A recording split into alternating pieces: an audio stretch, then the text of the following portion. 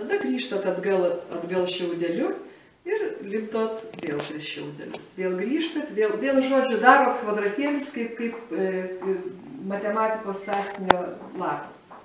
Kiek norit jūs, tiek pasidarot, jeigu jų bus, vat, sakysim, mano viduriniai daly, va čia va yra 6.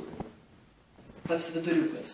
Gali daryti 4, kas norit, va dabar. Gali daryti 1 pabandymui, bet principas visas yra visiškai tas pats. 4 šiaudeliai ir po to jau lipdom langelius. Kiek tai išeina. Aš kaip sakiau, kad yra, galit ten narstyti, aišku, labai daug vienu šiaudu nevedžiokit, nes paskui užsipildo tas šiaudas, bet šiaip jau galima į šiaudų pirmyn atgal į visas puses ir mazgas lieka šiaude. Derinkit, kad nebūtų ant tos vietos, kur yra surišta.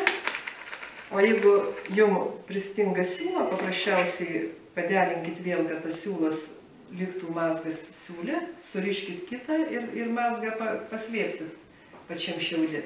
Ir vėl atsikerpat, kiek reikia ir vėl darot toliau. Tai va, tai dabar galbūt čia, kiek aš suprantu, yra šiaudeliai vienodo ilgio. Tai va, čia vienodo, čia truputėlį mažesni, tai jūs galit pasirinkti po 12 šiaudų pradžiai. Arba jeigu norit iškart daugiau. Po 12 šiaudelių. Dabar ar vienodo dydžio ar ne, pagalvokit, kaip jūs norėtumėt. Pradžiai, aišku, 4 vienodi. Šiaudeliai, 4 vienodi, aš tai parodysiu. Bet čia dabar aš adatų matau. Reikėtų. Dabar tiesa dėl adatų. Jeigu jūs darot didesnius, tai adata didesnė geriau. Jinai lengviau praeina per šiaudą. O jeigu mažyčius, tai tada galima mažesnių. Šiaip jau sunkesnė adata lengviau versi.